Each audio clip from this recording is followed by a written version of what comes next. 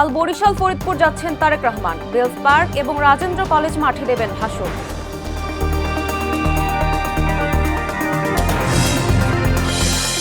আজ কিশোরগঞ্জ, ময়মনসিংহ, গাজীপুর যাচ্ছেন জামায়াত আমির। অংশ নেবেন কটিয়াদি কলেজ, সার্কিট হাউস ও রাজবাড়ী মাঠের নির্বাচনী জনসভায়।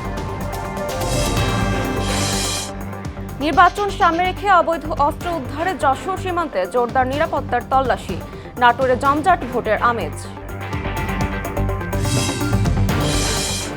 এবং ৫৫ বছরের প্রতিশ্রুতিতেই সীমাবদ্ধ ভোটের রাজনীতি, নেই মানুষের ভাগ্যের পরিবর্তন। ইশতেহার বাস্তবায়নে জবাবদিহিতা নিশ্চিতের তাগিদ বিশ্লেষকদের।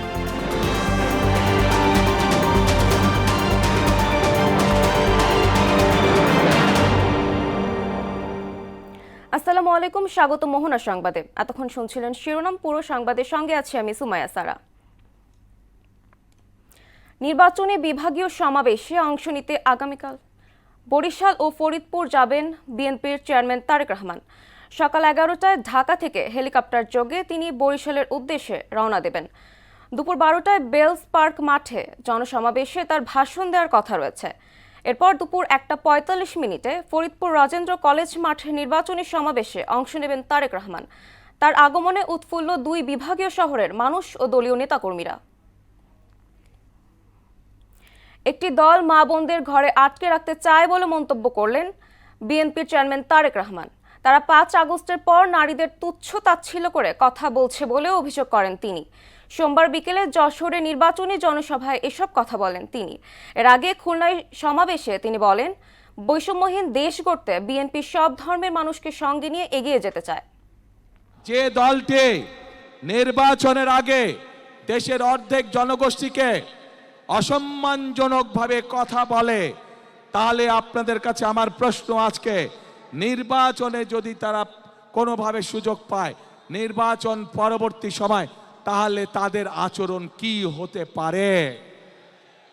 কাজেই প্রিয় ভাই বোনেরা, এরা শুধু নিজের স্বার্থের কথা বোঝে, এরা ধর্মকে ব্যবহার করে নিজেদের স্বার্থ রক্ষা করার জন্য। আজ কিশোরগঞ্জ, ময়মনসিংহ ও গাজীপুর যাচ্ছেন জামায়াত আমির ডাক্তার শফিকুর রহমান। সকাল 10:30 কটিয়াদি কলেজ মাঠ নির্বাচনী জনসভায় অংশ নেবেন তিনি। সেখান থেকে ময়মনসিংহ যাবেন জামায়াত আমির। দুপুর 12টায় সার্কিট হাউস মাঠের নির্বাচনী জনসভায় তার ভাষণ দেওয়ার কথা রয়েছে। সবশেষ দুপুর 2টায় গাজীপুরের জয়দেবপুর রাজবাড়ী মাঠের জনসমাবেশে অংশ নেবেন ডাক্তার শফিকুর রহমান। তার আগমন ঘিরে 3 জেলায় বইছে উৎসবের আমেজ। এ নিয়ে আরও জানাতে ময়মনসিংহ থেকে যুক্ত হচ্ছেন সহকর্মী রুবায়েত বাপ্পি। বাপ্পি, ময়মনসিংহে জামায়াত আমিরের সমাবেশ ঘিরে সার্বিক প্রস্তুতি সম্পর্কে জানান।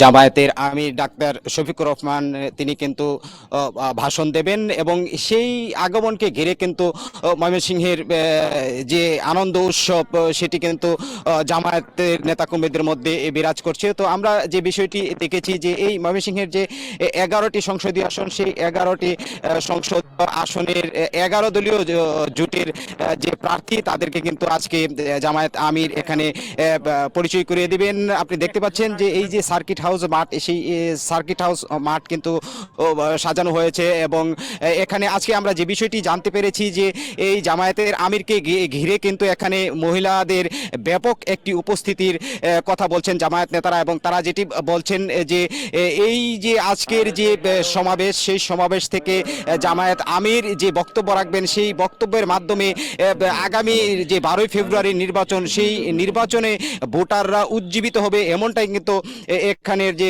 জামায়াত নেতৃবৃন্দ বলেছেন এবং তারা কিন্তু অপেক্ষা করছেন যে জামায়াতের আমির আসার মাধ্যমে কিন্তু ময়মনসিংহে একটি ভোট বিপ্লব হবে।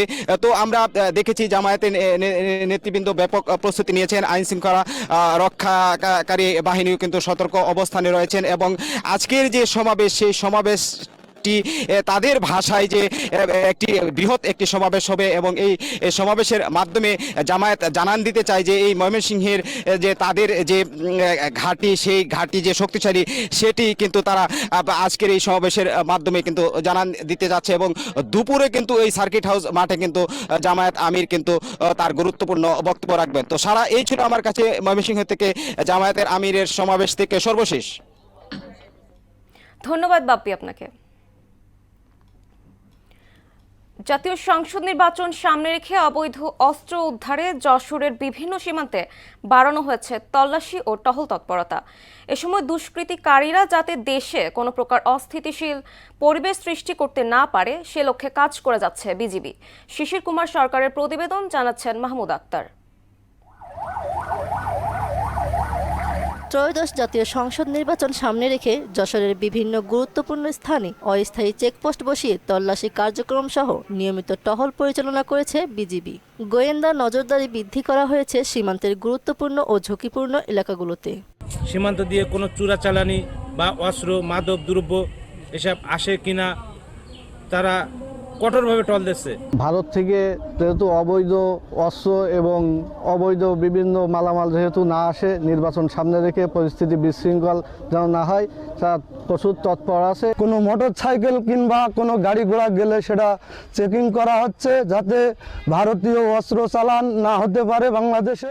নির্বাচন যাতে অবাধ, সুষ্ঠু ও শান্তিপূর্ণ পরিবেশে অনুষ্ঠিত হয়, তাই সীমান্তের প্রতিটি পয়েন্টে যেন সিলগালা করা হয় প্রশাসনের কাছে, এমন দাবি জানান বেনাপোল প্রেস ক্লাবের সাধারণ সম্পাদক। আমরা চাই আগামী জাতীয় সংসদ নির্বাচন যাতে অবাধ, সুষ্ঠু ও শান্তিপূর্ণ পরিবেশে অনুষ্ঠিত হয়। সে কারণেই আমরা প্রশাসনের কাছে দাবি জানাচ্ছি যে সীমান্তের প্রতিটা পয়েন্ট যেন সিলগালা করা হয়।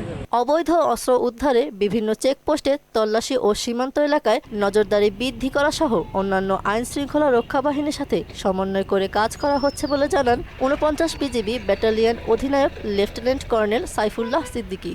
বিভিন্ন চেকপোস্টে তল্লাশি কার্যক্রম বৃদ্ধি করেছি, সীমান্ত এলাকায় নজরদারি বৃদ্ধি করা হয়েছে এবং এটার পাশাপাশি অন্যান্য আইন শৃঙ্খলা রক্ষাকারী বাহিনীর সাথে সমন্বিত প্রয়াস নেওয়া হচ্ছে যাতে করে অস্ত্রগুলো আমরা উদ্ধার করতে পারি এবং আমরা একসাথে কাজ করছি। নির্বাচন সুষ্ঠু করতে অবৈধ অস্ত্র উদ্ধার সহ জনসাধারণের সাথে নিয়মিত জনসচেতনতামূলক সভা করেছে বিজিবি। মাহমুদ আক্তার, মোহনা সংবাদ। ত্রয়োদশ জাতীয় সংসদ নির্বাচন ঘিরে নাটোরে জমজমাট নির্বাচনী আমেজ। 4টি সংসদীয় আসনে উত্তাপ এখন চরমে। ভোটারদের মন জয়ে প্রার্থীরা দিচ্ছেন নানা প্রতিশ্রুতি, তবে যোগ্য প্রার্থীকে নির্বাচিত করতে মুখে আছেন ভোটাররা। নির্বাচনে জয়ী হতে তরুণ ভোটাররা গুরুত্বপূর্ণ ভূমিকা রাখবে বলে মনে করছেন প্রার্থীরা। মিজানুর রহমানের প্রতিবেদন, জানাচ্ছেন মাহমুদ হোসেন।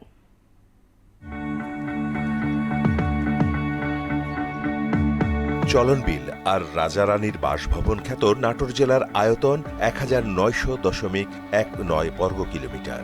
জেলার মোট জনসংখ্যা প্রায় 18,59,922 জন। 4টি আসনে ভোটার 15,47,206 জন। এর মধ্যে পুরুষ ভোটার 7,70,684 জন আর নারী ভোটার 7,76,504 জন। তৃতীয় লিঙ্গের ভোটার 18 জন। ভোটকেন্দ্র 566টি। ইতোমধ্যে জেলার 4 আসনে 27 জন প্রার্থী প্রতিদ্বন্দ্বিতা করছেন। এ জেলার 4 আসনে বিএনপি, জামায়াত, এনসিপি সহ বিভিন্ন রাজনৈতিক দলের প্রার্থীদের পাশাপাশি প্রতিদ্বন্দ্বিতা করছেন স্বতন্ত্র প্রার্থীরা। এবারের জাতীয় সংসদ নির্বাচন অবাধ, সুষ্ঠু ও নিরপেক্ষ এবং গ্রহণযোগ্য হবে এমন প্রত্যাশা সবার। আমি এবার প্রথম ভোটার হয়েছি। আমি খুবই আনন্দিত, জীবনে প্রথমবারের মতো ভোট দিতে পারবো। যারা যোগ্য ব্যক্তি বা যোগ্য প্রার্থী তাদেরকে আমরা ভোট দিতে চাই। কৃষকদের উপর নির্ভরশীল সরকারি আমরা চাই। জনগণের স্বার্থে, এলাকার স্বার্থে যে বেশি উন্নয়ন কাজ করবে আমরা তাকে চাই। ত্রয়োদশ সংসদ নির্বাচন ঘিরে ব্যস্ত সময় পার করছেন প্রার্থী ও তাদের কর্মী সমর্থকরা। নাটোর 1 আসনে জয়ের ব্যাপারে আশাবাদ ব্যক্ত করেন বিএনপি, জামায়াত ইসলামী ও স্বতন্ত্র প্রার্থী। জয়ের বিষয়ে আল্লাহর অশেষ রহমতে আমি মনে করি মানুষের কাছে যখন যাচ্ছি 99.99% মানুষ তাদের হচ্ছে আমরা অবশ্যই ধানের শীষকে ভোট দেব। বাংলাদেশ জামায়াত ইসলামী বিপুল ভোটে বিজয় অর্জন করবেন ইনশাআল্লাহ, ব্যাপারে আমরা শতভাগ আশাবাদী এবং সে ধরনের আশ্বাস আমরা পেয়েছি। নাটোর 2 আসনে মূল প্রতিদ্বন্দ্বিতা হবে বিএনপি ও জামায়াত ইসলামীর প্রার্থীর মধ্যে, এমনটাই মনে করছেন ভোটাররা। জয়ের ব্যাপারে আশাবাদী সব প্রার্থী। দীর্ঘ 24 বছর পর এই সদর আসনে আবারও আমার নির্বাচন করার সুযোগ হয়েছে। আমি আলহামদুলিল্লাহ আল্লাহর কাছে কৃতজ্ঞতা জানাই। চাঁদাবাজি, দুর্নীতি, লুটপাট, সন্ত্রাস এর বিরুদ্ধে চরম ক্ষিপ্ত। তবে জনগণ একটা আশ্রয় চায়। আলহামদুলিল্লাহ জনগণের সে আশা পূরণের জন্য আমরা প্রস্তুত। নাটোর ৩ আসনে প্রতিদ্বন্দ্বিতা হবে বিএনপির আনোয়ারুল ইসলাম আনু ও স্বতন্ত্র প্রার্থী দাউদার মাহমুদের মধ্যে। তবে পিছিয়ে নেই এনসিপি প্রার্থীও। এখানে আমার সঙ্গে দলের ৩ পর্যায়ে সকল পর্যায়ে নেতৃবৃন্দ রয়েছে, সকল পর্যায়ে কর্মী রয়েছে, সাধারণ জনগণ রয়েছে। কাজে আমি মনে করি তাদের সকলকে নিয়ে আমি ইনশাল্লাহ এই সিটে আমাদের পার্টি চেয়ারম্যানকে সিটে আমি ভোট দিতে পারবো। বিশেষ করে বিগত ১৭ বছর রাজপথে আন্দোলনে এবং সিংড়ায় মানুষ হিসাবে আমি সিংড়া থাকার কারণে সাধারণ জনগণ যাকে বলে সাধারণ ভোটার তারা আমার পক্ষে আছে। নাটোর ৪ আসনে নানা প্রতিশ্রুতি দিয়ে জয়ের ব্যাপারে আশাবাদী বিএনপি ও জামায়াত ইসলামী প্রার্থী। এখানে মূল প্রতিদ্বন্দ্বিতা হবে বিএনপি প্রার্থী আব্দুল আজিজ ও জামায়াতের প্রার্থী মাওলানা আব্দুল হাকিমের মধ্যে। আমরা শিক্ষক হিসেবে বা শিক্ষাবিদ হিসেবে গোটা রাষ্ট্রের নারী নক্ষত্র আমাদের নক্ষদর্পণে, আমাদের মুঠোর ভেতরে, যার ফলে আমরা জানি যে কোন কোন জায়গায় হাত দিয়ে বাংলাদেশের পরিবর্তনকে সত্যিকারের কল্যাণের দিকে এগিয়ে নিয়ে যেতে হবে। সকল স্তরের মানুষের যে স্বতঃস্ফূর্ত সারা আছে, তাতে আল্লাহ পাকের উপর তওয়াক্কুল রেখেই বলি আগামী ত্রয়োদশ জাতীয় সংসদ নির্বাচনে ধানের শীষ নাটোর ৪ আসনে ব্যাপক ভোটের ব্যবধান নিয়ে বিজয়ী হবে। জনগণকে সাথে নিয়েই গুরুদাসপুর এবং বড়াইগ্রামকে আধুনিক মানে নিয়ে আসার চেষ্টা করছি। সেই ক্ষেত্রে আমি আশাবাদী যে হয়তো আমার জনগণ দল, মত, ধর্ম, বর্ণ নির্বিশেষে সবাই আমাকে নির্বাচিত করবে ইনশাল্লাহ। ভোটাররা বলছেন যারা তরুণদের কথা ভাববে, দেশের উন্নয়ন ও জনকল্যাণে কাজ করবে এমন প্রার্থীকেই তারা জয়ী করতে চান। মাহমুদ হোসেন, মোহনা সংবাদ। স্বাধীনতার ৫৫ বছরেও ভোটকেন্দ্রিক প্রতিশ্রুতিতেই সীমাবদ্ধ রাজনৈতিক সংস্কৃতি। ভোট আসে যায়, কিন্তু শ্রমজীবী মানুষের ভাগ্যের আর পরিবর্তন হয় না। ফলে জনগণের সকল ক্ষমতার উৎস এটি কেবল মঞ্চের ভাষণে আটকে থাকছে। এমন পরিস্থিতিতে নির্বাচন পরবর্তীকালে ইশতেহার বাস্তবায়নে কমিটি গঠন ও জবাবদিহি নিশ্চিতের তাগিদ দিলেন বিশ্লেষকরা। উষা ফেরদৌসের রিপোর্ট। 12 ফেব্রুয়ারি নির্বাচন ঘিরে দেশ জুড়ে উৎসবের আমেজ, প্রচার প্রচারণায় প্রতিশ্রুতির ফুলঝুরি প্রার্থীদের। এর আগেও এমন 12টি নির্বাচন দেখেছে বাংলাদেশ। সবকটিতেই ভোটের আগে খেটে খাওয়া মানুষের ভাগ্য বদলের প্রতিশ্রুতি ছিল রাজনৈতিক দলগুলো এবং তাদের মনোনীতদের কাছ থেকে। কিন্তু নির্বাচনের পর এসবের কতটুকু বাস্তবায়ন হয়? সবাই কয়, কিন্তু ভোট শেষ হয়ে গেলে কেউ চিনি না। একটা দরখাস্তের লেগে গেলে, সার্টিফিকেটের লেগে গেলে চিনি না। আরে ভোট দেওয়ার সময় তো সবাই চিনে। আর ভোট ফুরাইয়া গেলে হ্যান দিব, ত্যান দিব, অনেক কিছু দিব। ভোট ফুরাইয়া গেলে কিচ্ছু না, ঠন ঠনা ঠন। অনেক দেখতেছি তো আমি, এই যে আবু কালাম আজাদ ভোট গুলে চাটা আনিয়েছে, মানে গাড়ি ঘোড়া দেখে বহু দেশ গ্রাম দেখে ভোট টোট দেন, ওই ভোট নিয়ে এসে ওই আইসে ওই আইসেই শেষ। আজ পর্যন্ত আবু কালামের সাথে দেখা নেই। প্রতি বছর প্রায় 20 লাখ মানুষ নতুন করে শ্রমবাজারে যুক্ত হচ্ছেন, কিন্তু মূল্যস্ফীতির হার বাড়ার সঙ্গে সঙ্গতিপূর্ণভাবে মজুরি বাড়ছে না। অনানুষ্ঠানিক খাতে 6 কোটির বেশি মানুষ জীবন জীবিকা নিয়ে দীর্ঘদিন বিপর্যস্ত। দিন দিন যাচ্ছে, সব দ্রব্য পণ্যের দাম বাড়ছে। জিনিসের দাম বাড়ছে মানে আমাদের মজুরি বাড়ে নাই। 400 টাকা কিতা আর সমস্যারে কিতা তো জান তো বাঁচানি লাগবো। বিশেষজ্ঞরা বলছেন ভোট এলেই কদর বাড়ে এসব নিম্ন আয়ের মানুষের। বিশেষ করে গণসংযোগে তাদের জীবনমান উন্নয়নের প্রতিশ্রুতি দেখা যায় হর হামেশা, কিন্তু সেখানে মানুষকে কেবল ব্যবহারই করা হয়। অন্তর্ভুক্তির বিষয়টি উপেক্ষিতই থেকে যায়। পপুলার না হয়ে ওঠার পিছনে অন্যতম প্রধান কারণটা হচ্ছে কেবলমাত্র ক্ষমতা কেন্দ্রিক চিন্তা করা, এবং ক্ষমতায় থাকলে নিরাপদে থাকা যাবে। হ্যাঁ, এই যে সস্তা চিন্তা রাজনৈতিক দলগুলোকে আমাদের এক ধরনের জন আস্থা তৈরি করতে ব্যর্থ হচ্ছে। আবার প্রতিশ্রুতিগুলোর বাস্তবায়নের ক্ষেত্রে উল্টো চিত্র দেখা যায় ভোট শেষ হওয়া মাত্রই। অনেকে ফুলঝুরি কথা থাকে এই নির্বাচনী ইশতেহারে, কিন্তু বাস্তবে গিয়ে পরবর্তীতে গিয়ে তারা ভুলে যায়। আমি মনে করি কিছুটা হয়, এবং এর জন্য আমার কাছে মনে হয় সমাজের যে বিভিন্ন শ্রেণী আছে, সুশীল সমাজ বা একটা বার্গেনিং যদি আমরা একটা কমিটি তৈরি করতে পারি, তারা বলো যে তুমি তো নির্বাচনে এই ইশতেহার দিয়েছো, এই বিষয়টার কি আপডেট কি, হ্যাঁ, বা 1 বছর পর পর কতটুকু প্রোগ্রেস হয়েছে, এই বিষয়গুলো যদি নিশ্চিত করা যায় তাহলে নির্বাচন যারা দল যারা ইশতেহার দিচ্ছে তাদের প্রতি মানুষের আস্থাটা বাড়বে। রাজনীতিবিদরা কি নাগরিকদের অংশীদার মনে করেন নাকি শুধুই ভোট ব্যাংক? এই প্রশ্নের উত্তরেই নির্ভর করছে গণতন্ত্রের ভবিষ্যৎ, এমনটাই মনে করেন বিশেষজ্ঞরা। উষা ফেরদৌস, মোহনা সংবাদ, ঢাকা। পূর্বাঞ্চলে প্লট দুর্নীতির 2 পৃথক মামলায় ক্ষমতাচ্যুত প্রধানমন্ত্রী শেখ হাসিনাকে 5 বছর করে মোট 10 বছরের সাজা দেওয়া হয়েছে। এছাড়া তার ভাগ্নি টিউলিপ সিদ্দিকী সহ বাকিদের বিভিন্ন মেয়াদে সাজা হয়। সোমবার ঢাকার বিশেষ জজ আদালত 4-এর বিচারক রবিউল আলমের আদালত এ রায় ঘোষণা করেন। এবার সারা দেশ থেকে সভা সমাবেশ ও বিক্ষোভ নিয়ে প্রতিনিধিদের পাঠানো তথ্য ও চিত্রে ডেস্ক রিপোর্ট। জাতীয় নিরাপদ খাদ্য দিবস 2026 উপলক্ষে সাতক্ষীরার তালায় আলোচনা সভা অনুষ্ঠিত হয়েছে। গণভোটের প্রচার ও ভোটার উদ্বুদ্ধকরণের উদ্দেশ্যে বান্দরবানে জেলায় ইমাম সম্মেলন অনুষ্ঠিত হয়েছে। আসন্ন ত্রয়োদশ জাতীয় নির্বাচন ও গণভোট 2026 উপলক্ষে চাঁপাইনবাবগঞ্জের শিবগঞ্জ উপজেলায় ভোট গ্রহণ কর্মকর্তাদের জন্য দিনব্যাপী প্রশিক্ষণ কর্মশালার আয়োজন করা হয়। বরিশাল নগরী শিল্পকলা একাডেমিতে বিএনপির আয়োজিত আওয়ার পলিসি ইউর ফিউচার শীর্ষক আলোচনা সভা অনুষ্ঠিত হয়। ময়মনসিংহের নাসিরাবাদ কলেজিয়েট স্কুলের 116তম বার্ষিক ক্রীড়া প্রতিযোগিতা ও পুরস্কার বিতরণ অনুষ্ঠিত হয়েছে। বৈষম্যমুক্ত নবম প্লে স্কেল গ্রেজেট প্রকাশের দাবিতে দ্বিতীয় দিনে ফরিদপুর মেডিকেল কলেজ হাসপাতালে কর্মকর্তা কর্মচারীরা বিক্ষোভ সমাবেশ ও মিছিল করেছে। সংসদ নির্বাচন সুষ্ঠু, শান্তিপূর্ণ ও নিরপেক্ষভাবে গ্রহণের লক্ষ্যে টাঙ্গাইলে জেলা প্রশাসক ও রিটার্নিং কর্মকর্তা ভোট গ্রহণ কর্মকর্তাদের সঙ্গে মতবিনিময় সভার আয়োজন করেছেন। আসন্ন নির্বাচন ও গণভোট উপলক্ষে বিজিবির প্রস্তুতি নিয়ে সাংবাদিকদের সাথে প্রেস ব্রিফিং করেছেন Khagrachhari sector commander colonel Mohammad Abdul Mottakim. Munshiganj 1 আসনের পথসভা ও গণসংযোগ করেছেন বিএনপির প্রার্থী শেখ মোহাম্মদ আব্দুল। নাটোরের নলডঙ্গায় শান্তি শৃঙ্খলা উন্নয়ন এবং সামাজিক সচেতনতায় যুবকদের ভূমিকা শীর্ষক জনসচেতনতামূলক কর্মশালা অনুষ্ঠিত হয়। আসন্ন ত্রয়োদশ জাতীয় সংসদ নির্বাচনকে সামনে রেখে জামালপুর 1 আসনে বিএনপি মনোনীত প্রার্থী এম রশিদুজ্জামান মিল্লাত নির্বাচনী জনসভার আয়োজন করেন।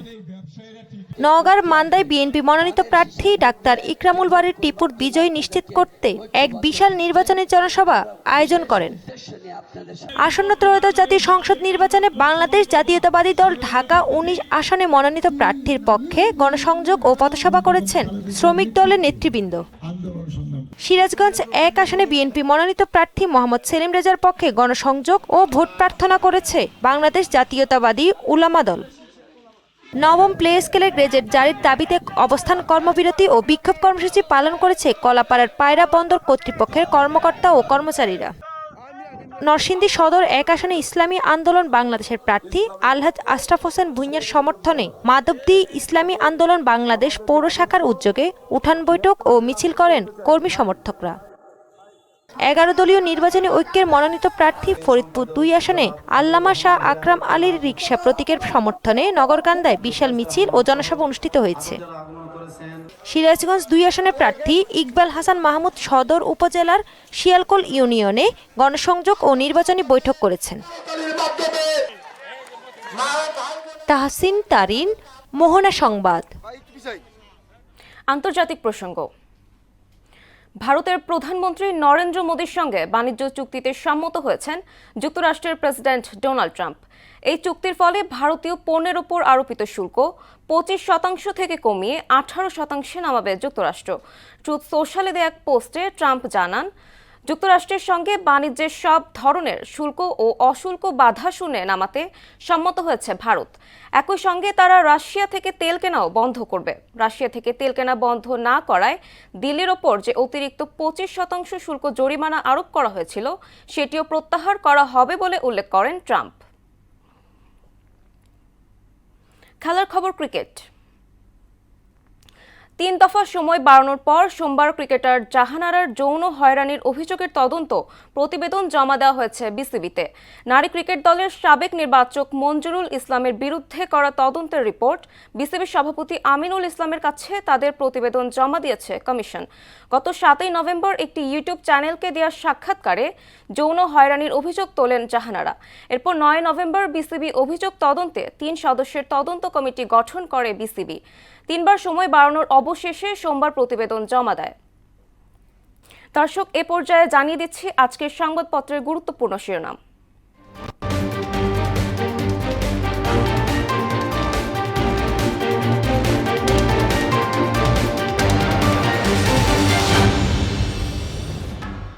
দর্শক, এ পর্যায়ে আমার হাতে প্রথমে রয়েছে প্রথম আলো। প্রথম আলো শিরোনাম করেছে, শেষ সময়ে যেন তেন শিক্ষা আইনের চেষ্টা। একটি দল নারীদের ঘরের ভেতর আটকে রাখতে চায়, তারা বাধ্য হয়েছেন হ্যাঁ এর পক্ষে কথা বলতে। দর্শক, এবার আমার হাতে রয়েছে দৈনিক ইত্তেফাক। দৈনিক ইত্তেফাক শিরোনাম করেছে, জিয়া নন, স্বাধীনতার প্রথম ঘোষক ডক্টর অলি আহমেদ। চট্টগ্রামে 11 দলের সমাবেশে ডক্টর শফিকুর। নির্বাচনকে বাধাগ্রস্ত করতে একটি দল উঠে পড়ে লেগেছে। সমকাল শিরোনাম করেছে, নতুন সংসদ সদস্যদের শপথ পড়াবেন কে?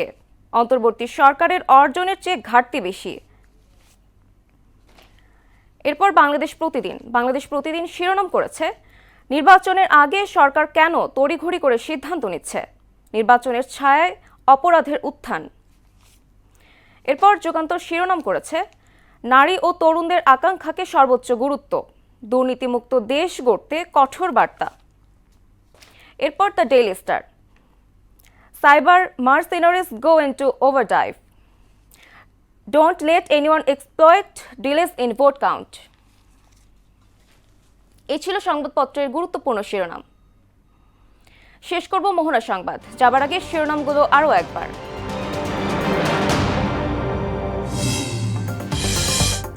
কাল বরিশাল ফরিদপুর যাচ্ছেন তারেক রহমান। বেলস পার্ক এবং রাজেন্দ্র কলেজ মাঠে দেবেন ভাষণ।